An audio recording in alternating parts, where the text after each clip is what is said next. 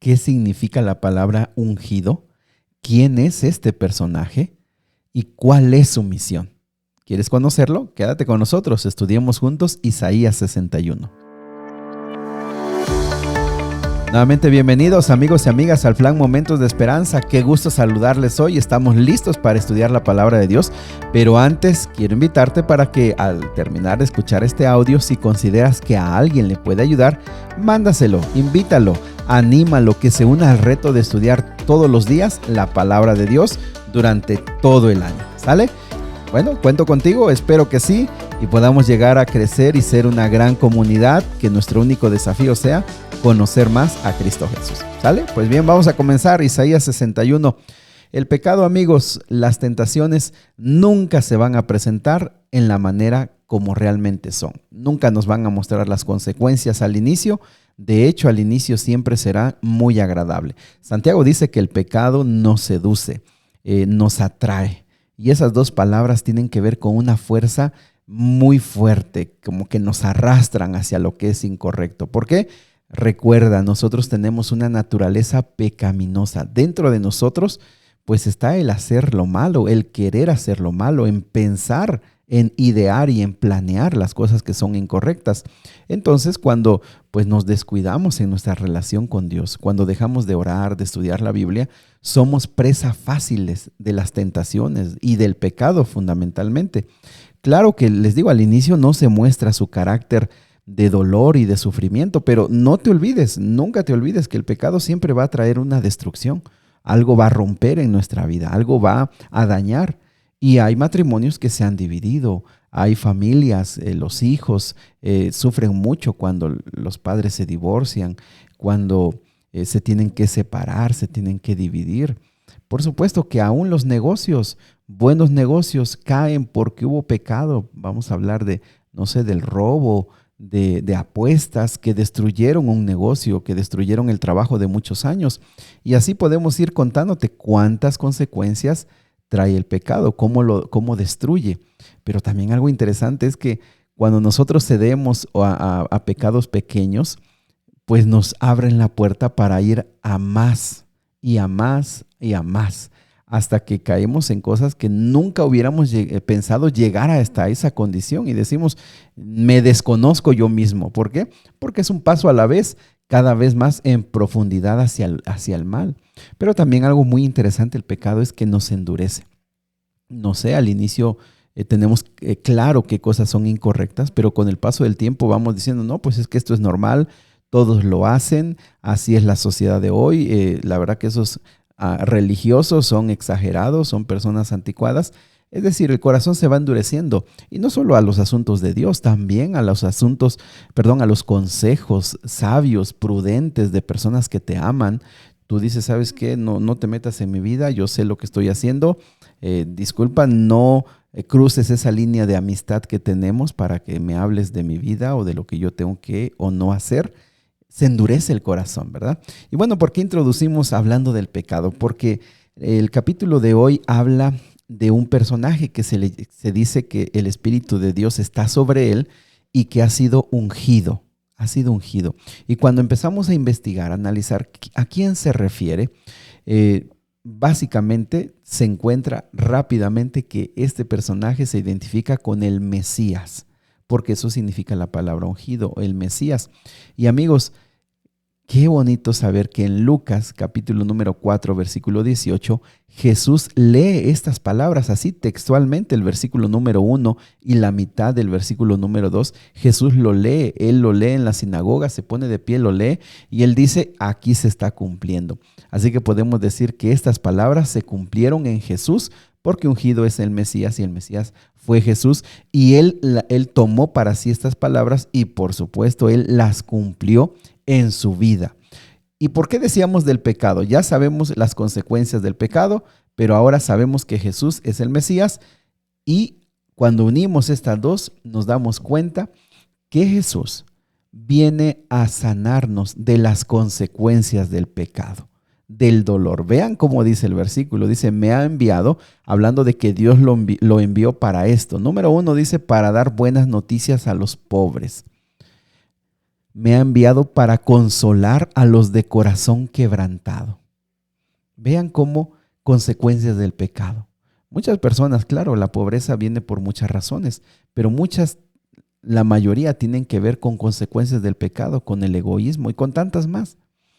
Consecuencias del pecado, consolar o sanar los corazones quebrantados. Hay personas que han sufrido mucho, consecuencias de pecados, no solamente de ellos, muchas veces ni de ellos, de otras personas que están sufriendo hoy, que están llorando, que literalmente esa palabra de quebrantados tiene que ver con que el corazón se rompe. Y si alguna vez tú has sufrido, tú has sentido cómo en el pecho sientes que se te rompe el corazón, quizá la muerte de un ser querido, quizá, como decíamos, el perder un negocio que te llevó tantos años levantarlo, quizá perder un hijo y en las drogas, en alguna adicción que tú sientes que es imposible que lo vas a rescatar. Ve cómo Jesús, el Mesías, viene especialmente a consolar esos corazones que están quebrantados. Dice también la Biblia a proclamar que los cautivos serán liberados.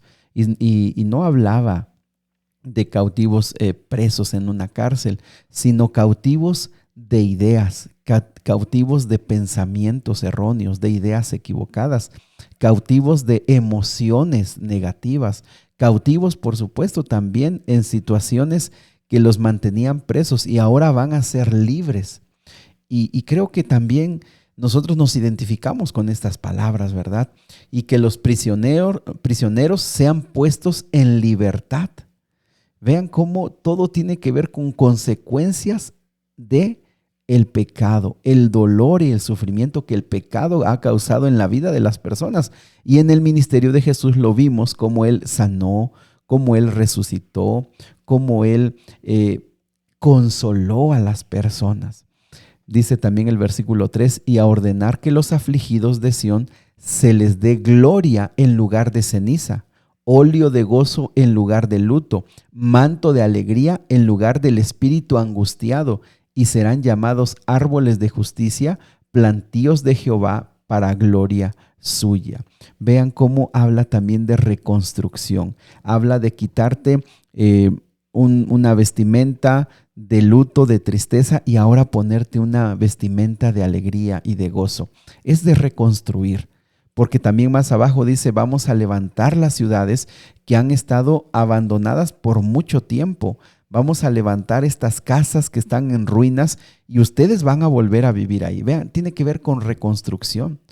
Y apreciados amigos, esa es la misión de Jesús cuando estuvo en este mundo.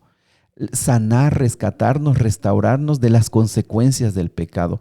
Él no vino a poner su dedo señalándonos y diciendo ustedes hicieron mal y por eso ya lo sabemos, ya nos lo ha dicho en otro momento. Él más bien es el compañero, el amigo que está a nuestro lado para decirte, mira, vamos a levantarnos, vamos a cambiar, vamos a reconstruir. Así que amigos, esa es la misión de Jesús también en este tiempo a través del Espíritu Santo. Él conoce tu vida y tú posiblemente puedas o no identificarte con todas las características, pero amigos, todos tenemos algo, todos tenemos algún punto en el que Dios puede llegar a restaurar tu vida. Probablemente sea el dolor, probablemente sea el sufrimiento que has tenido, probablemente hoy mismo estés pasando una condición muy difícil y Jesús viene y dice, yo he venido para estar aquí contigo, para sanarte, para reconstruirte, para levantarte. Quizá lo que has perdido a consecuencia del pecado es la salud, o has perdido, como decíamos, la familia, o algo tan, quizá que tú digas, sabes que esto es muy imposible, levantarte de la situación económica. No lo sé, pero Dios sí lo sabe. Y en esta mañana Él te presenta este versículo para decirte, yo ya lo hice en el pasado. Cuando estuve en este mundo, esa fue mi misión. Y ahora estoy aquí para hacerlo contigo, para hacerlo en tu vida. Así que yo quisiera preguntarte, ¿habrá algo en ti que necesite ser reconstruido? ¿Habrá algo en ti, en tu carácter, en tu temperamento, en tu vida, que tú digas, ¿sabes qué? Yo necesito sanar de esto. ¿Habrá algo que tú necesites perdonar? ¿Habrá algo en tu pasado que tú digas, ¿sabes qué? Yo no he querido, no he podido. Es más, yo voy a la iglesia y canto y sirvo a Dios, pero Dios sabe que yo tengo esto en mi corazón que no lo he podido soltar. Esta mañana el Señor Jesús dice, el Señor me ha enviado para proclamar, para decir, ha llegado tu luz y tu salvación. Vamos a orar. Querido Dios y Padre, gracias porque estos capítulos como el de hoy nos muestran tu carácter compasivo, amoroso, pero sobre todo, Señor, en este capítulo nosotros vemos cómo tú estás a nuestro lado para reconstruir lo que el pecado destruyó, lo que el pecado acabó en nosotros, por nuestras decisiones. O quizá sufrimos por otras personas que nos dañaron, pero que tú dices, es hora de cambiar el luto, es hora de cambiar la tristeza por alegría y por gozo. Señor, solamente tú sabes en qué forma estamos sufriendo hoy o en qué manera estamos dolidos hoy. Pero todos nosotros estamos seguros que tu Espíritu Santo nos puede levantar. Ponemos todo esto en tus manos y te pedimos, Señor, que se haga tu voluntad en nuestras vidas. En el nombre de Cristo Jesús. Amén. Que Dios les bendiga, amigos, que su palabra pueda ser como una semilla que crezca en tu corazón.